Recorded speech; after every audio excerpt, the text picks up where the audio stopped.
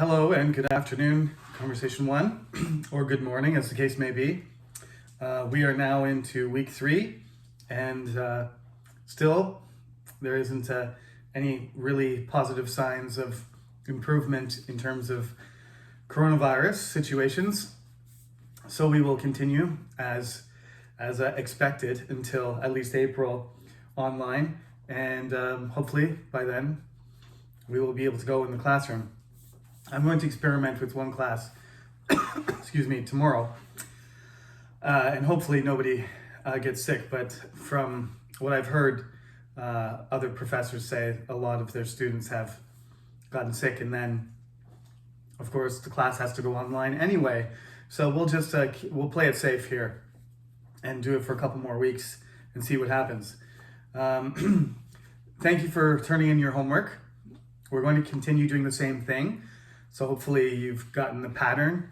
Go on the cyber campus, watch your lecture on Monday or whenever, and make sure that you submit your homework on the topic by the end of the week, by the following Sunday, okay? Sometimes I make the due date on Sunday night and sometimes I do it on Monday. That's just because I'm not paying attention carefully to the dates, so be careful. Usually it's Sunday night, but occasionally you do have until Monday night, but just get it done on the weekend, by the weekend if you can. I'll be giving some feedback next week on general feedback, mostly on how you're doing with your answers. One thing, since I've started reading them, the introductions are fine. There's really, you can choose how to do your introduction however you want, but if you're going to do a spoken answer, it's going to sound a little bit different than what you write. So keep that in mind. I'm not going to deduct points for the way that you write your homework, the way that you construct your paragraph. If it's written well, it's written well. But keep in mind, when you deliver it in an interview situation, it's going to sound differently. It's going to sound different. So it's going to come out differently. It would be to your advantage if you wrote the same way that you speak, right? The way that somebody writes natural dialogue in a story rather than writing like an academic paragraph. So those of you who are taking my composition class or another composition class with a different professor, let's be clear, there's a different type of paragraph.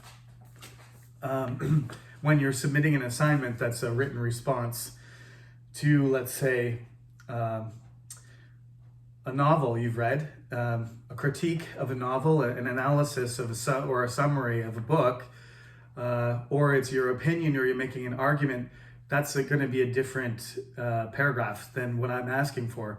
Really what I'm asking you to do is just, in some cases, just tell a story, explain yourself, just describe a situation and explain what your opinion is without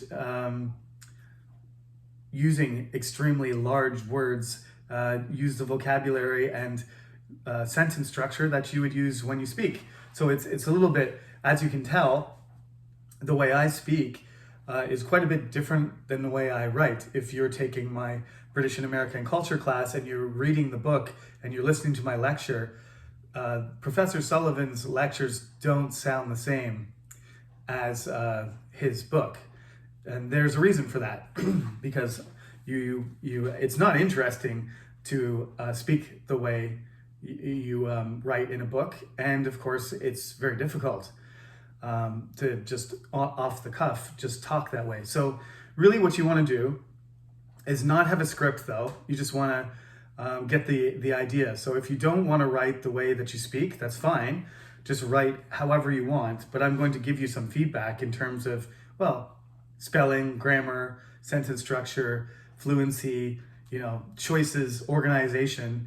Obviously, I can't tell about your presentation skill or whether you hesitate or your tone of voice and pronunciation because you're not speaking to me, you're writing to me. But next week, I'll give you some feedback on that anyway. So let's talk about Chapter 2, this is week 3. First week was orientation, second week was chapter 1, and now we're on chapter 2. It's called Great Vacations. It's a good topic because the last 2 years of the pandemic have restricted travel, made it very difficult and uncomfortable to do traveling, but everybody is hoping that we can start taking trips again. So it's a good idea to talk about them, how they used to be, how they are, and how they will be, and the different choices you have when you want to take a trip. So let's just talk about vacations in general first. Why do we go on vacation? Why do we take a break? Vacations can be of all sorts. It just means time off, right? This means time off from doing the things that you have to do on a daily basis. It could be studying. You could take a vacation from studying. It could be vacation from work. It could be a vacation from your family. That doesn't mean that you don't like your job or that you don't like studying or that you don't like your family. It simply means that you need a break and you need to do something else. Now, there are all different kinds of vacations and ways to do it. There's a funny expression we have in English, which is a slang expression. It's called staycation, which means you have a week off from work and you decide you're just going to stay in your house. It's a staycation. Similarly, Korean slang, people like to use the word vacances, or the Korean pronunciation is vacances, but vacances is a V in French. Vacances means vacation in French. And so Koreans take the word hotel, which is also French, hôtel, and vacances. They're both French words, actually, not English, if you wanted to know that. And they put them together and they call it vacances. I think you've heard this before. I'm not telling you anything new, but that's a vacation in a hotel, but not a hotel abroad. It's like, going to a hotel in a city nearby, or even if you live in Seoul, like going to a hotel in Seoul, just to get out of your house and pretend that you've traveled somewhere.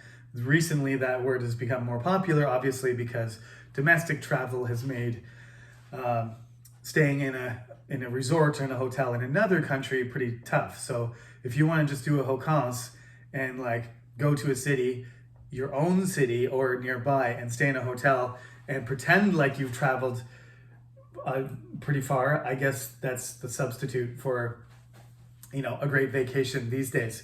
But it may be just you just don't want to fly 8 hours to get somewhere, so you're just gonna cut that part of the traveling out, because most people feel, me included, because I'm from Canada, that the worst part of going to Canada is the flight.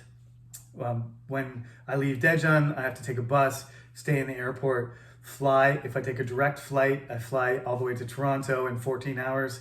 If I don't, I fly to Vancouver and then I stay there for like 3 hours. Then I get on another airplane and fly. And if I do that, it's between 24 hours and 30 hours to get from my house in Daejeon to my parents' house in Guelph, which is an hour away from Toronto. Okay, so there you go. Why do we do the vacation? We need it to take a break. It means that you need something to look forward to. You need something. It's not just that you need a break. It's that it's kind of motivation. After I work really hard for one semester, or I work hard for 1 year, I'm going to save my money and I'm going to do something that relieves my stress, changes my environment, and so I can work harder until I get there. So it's a kind of motivation, right? Do you have something you're looking forward to? Yes, I do. I'm looking forward to my vacation. Okay? Now, the question is, what kind of vacation do you prefer? If you're going to go on vacation, how do you want to do it? We've already just mentioned staycation and vacances, but there's more to it than that. You can basically, if you're going to go on a trip and take an airplane somewhere, a ship or a bus or a train and go to somewhere else that's not familiar to you, you can take two general approaches. Now, before we talk about those general approaches, let's just talk about the grammar thing and get that out of the way. Right. So, as you know, there are three main tenses: the present, the past, and the future.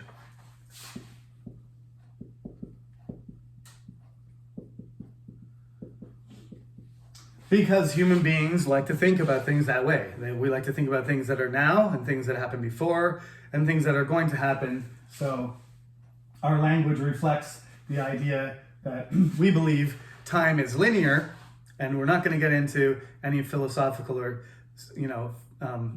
scientific arguments about whether that's true. That's just the way that we organize our lives, is that time is going forward and the past is behind us and the future is in front of us, and right now is the moment and it's proceeding forward as we speak. Therefore, in English, we have the present continuous and we have the present simple for the present tense, and then we have the simple past and we have the simple future. When you break those down, you're going to have the past is nice because normally you can just use the simple past and get away with it. Of course, there's the past continuous as well, and there's also the past perfect. But we'll talk about that in later chapters. So my advice, if your grammar is not perfect, and if you're like me, your second language grammar isn't that good, don't try to go beyond these, 4 tenses, okay? Get your present, simple, and continuous, right? And you've got the past, you've got the continuous, the simple, and you've got the future. There's 4. Just stick to those and do them well without making too many mistakes, and then start adding the other tenses. I think the problem was, for me, in French, is that they tried to teach us like 12 tenses at the same time. And I couldn't really figure out when to use them. So it would have been better just to stick to the 4 main tenses, or 5 or 6, as the case may be in French, and get them right before moving on. This is the same concept you should use in math, which we don't, is you go from elementary school, you go through your grades and you learn math, and it gets more and more difficult, and you just go to the next grade. Even if you're getting worse and worse at math and you're getting farther and farther behind, you just keep going until you're doing calculus and you can't do the math from like grade 9 or first grade high school. You're in 3rd grade high school and you still can't do some of the questions from the 1st grade. So why are you doing more advanced math? You shouldn't be. You should be learning mastery. You should master the basics and then move to the next level. Once you've mastered this level of math, then you go to the next level. That's the best way to study math. Lots of teachers have discussed how math isn't taught very well, and we just whatever score you get 75% or you get 65%. You just get your grade C, D, and go to the next grade without really being able to do the math that well. So I think grammar is the same thing. Master all the tenses if you want. But if you're not really good at the basic tenses, there's no point in learning all these other, past perfect continuous. When is the specific case you need to know that? Well, don't talk about that if you don't know how to use the simple past first. When you're using the future, which is going to be particularly useful if you're talking about a vacation that hasn't happened yet, right? So when you talk about this question, you're going to have the choice of talking about a vacation that you've already gone on, and you're not going to really be able to talk about it in the present because you're not on vacation, you're in my class. So you're going to choose between talking about a vacation that you've already been on or one in the future. A lot of students choose to talk about one in the future because, well, in your case, probably because the last 2 years you haven't had a chance to go on vacation. but also that, some people are less traveled than others, so they're interested in going to a particular place, so they want to talk about their dream vacation, or they want to talk about the next vacation they go on, because now you're older and you can go without your family or something like that. You can go alone, you can go with your friends. Maybe you haven't had a chance to do that yet, and so you want to talk about that. That's going to be in the future. You can either just form the future tense by just saying we will, using the word will, or you can say going to. Now, we don't really need to talk about, those specific differences between the future tense, because I believe that's going to happen in another chapter, so I won't get ahead of myself. But what you can do is just stick a verb in front of a gerund when you're talking about activities. So one of the most important things that you're going to consider when you plan a trip is, what are you going to do? What are the things you're going to do? All right. So they have a bunch of things here. To go horseback riding, to go skiing, go ice climbing, go snorkeling, take a tour, go sightseeing. You can say go plus gerund, and pretty much there you go. You can talk about anything that way. You have to be careful. Some things can be gerunds and some things can be verbs as well, right? Like swim. The verb, there is a verb, swim, as well. You can go swimming and you can swim. You can also take swimming lessons, right? I'm going to swim today. I like swimming. I'm going to take swimming lessons, right? There you've got the gerund there.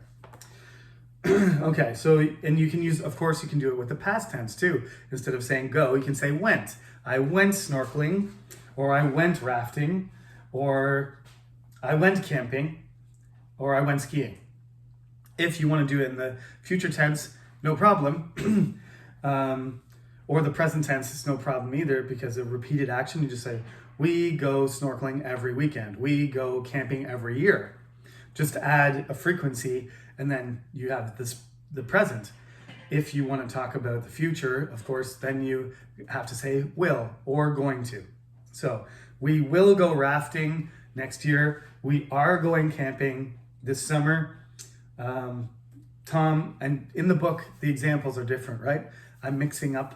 If you want me to tell you the answers here, rather than mixing them up, maybe I should do that. Past tense, Eric went snorkeling. This is page 17, by the way. I should really be telling you what page we're on. There's nobody here to ask me, Professor, what page are we on? Sorry. Page 17 is the grammar lesson this time. I hope you're following me.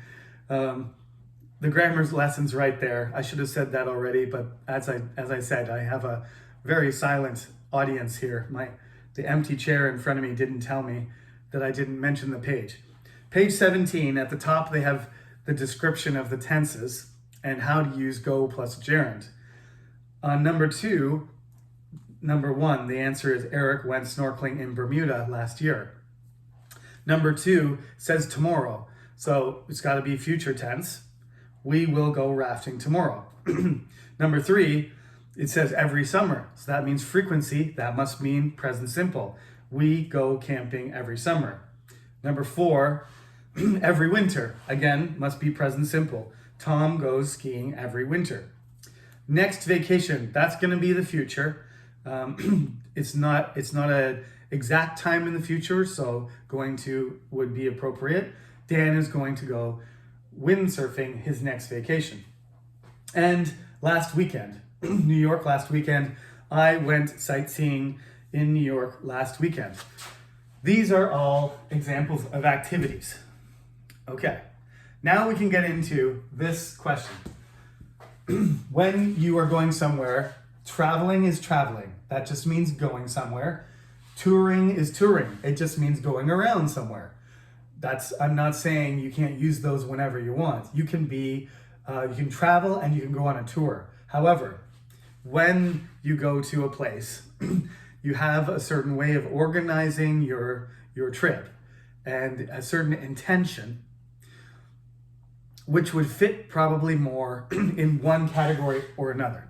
So, for example, are you going to plan this trip? Are you going to plan this trip yourself? Right? Is it an individual trip where you're going to plan whatever you're going to do by yourself? Or are you going to use a travel agency? Are you going to have a guide?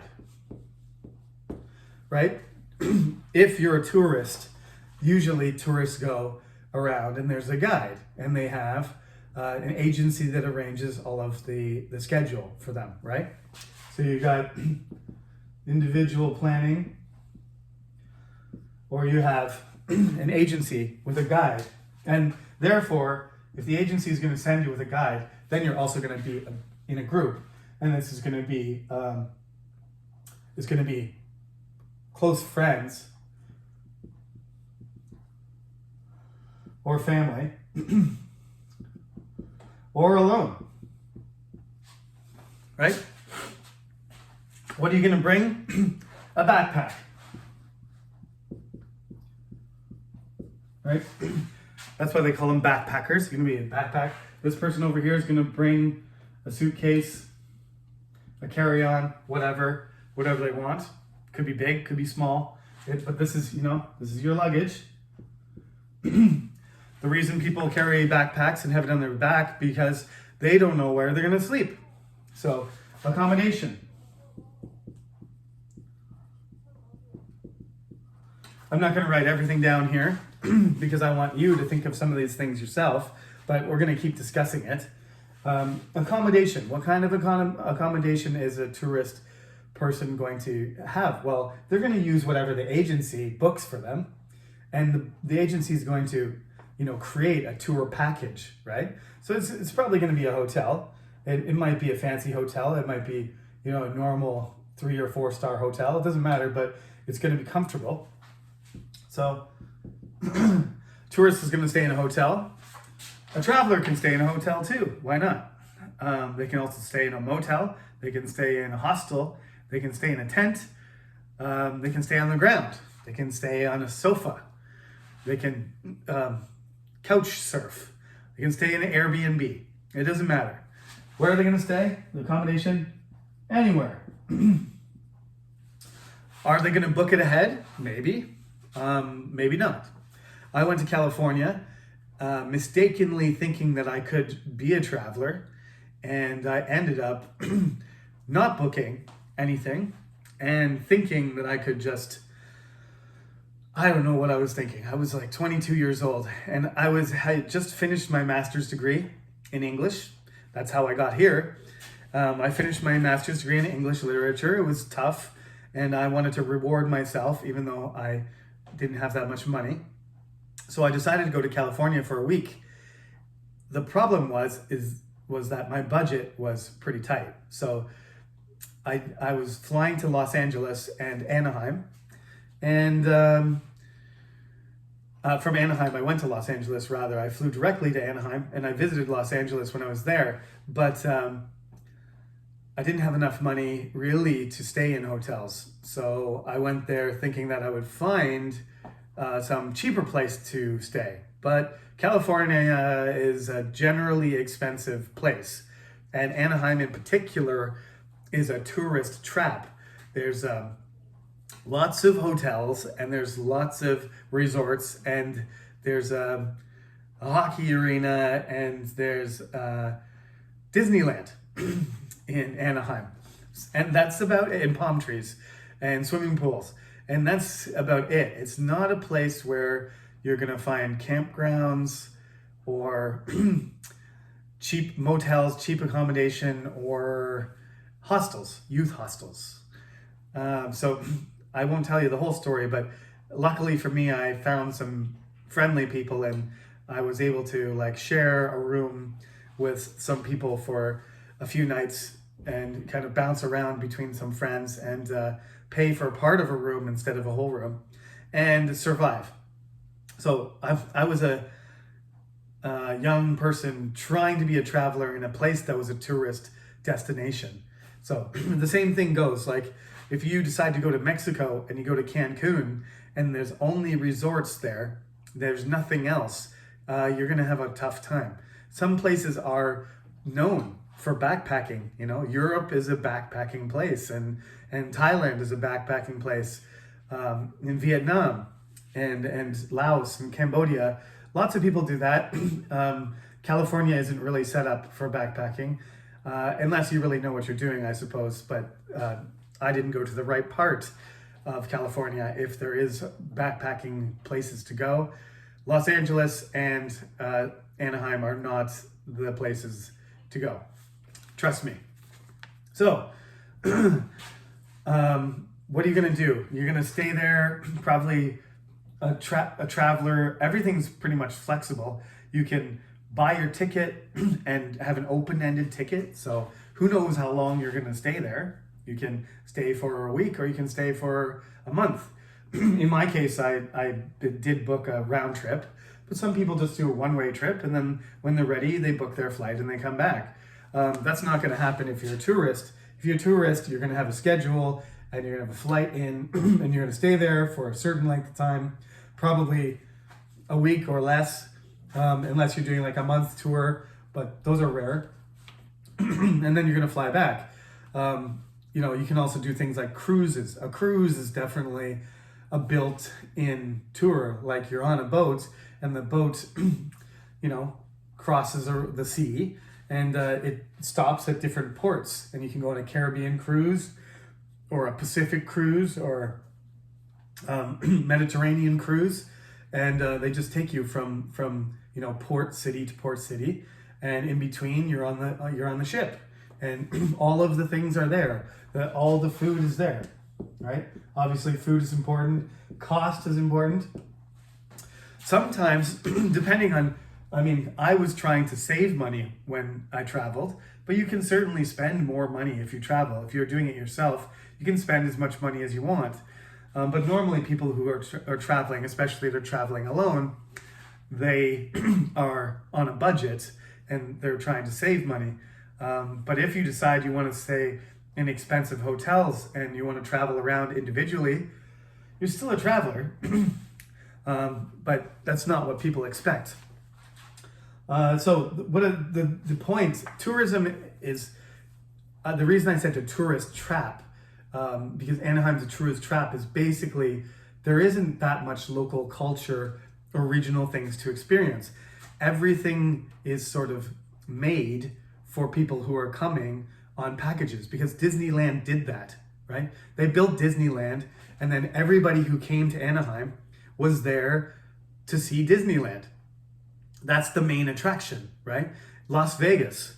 Las Vegas is a tourist trap because it's full of casinos and shows, entertainment, boxing, right? They have all of these shows. They have hotel, gambling, and resorts and swimming pools.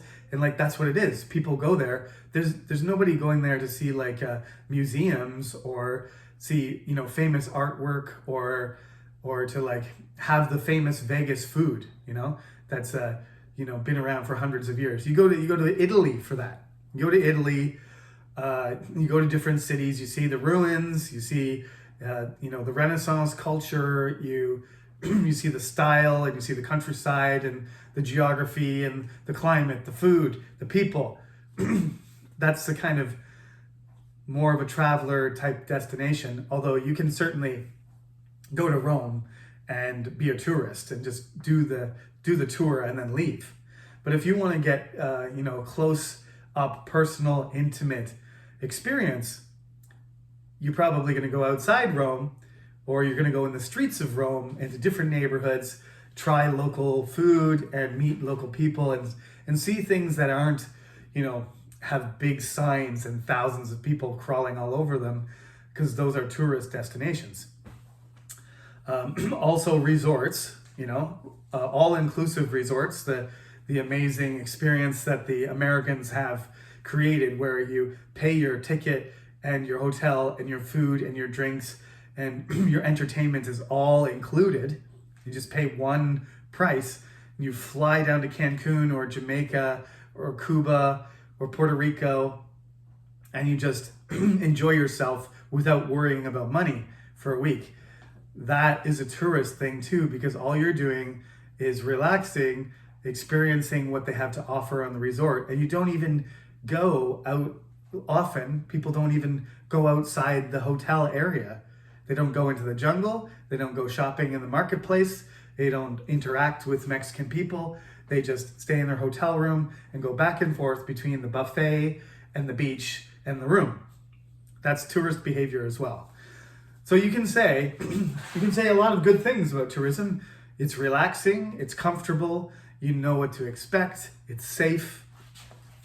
But on the other hand, traveling, you can control your budget, you can control your schedule, you can, there's more excitement, there's more danger, of course, but there's more excitement, there's more risk.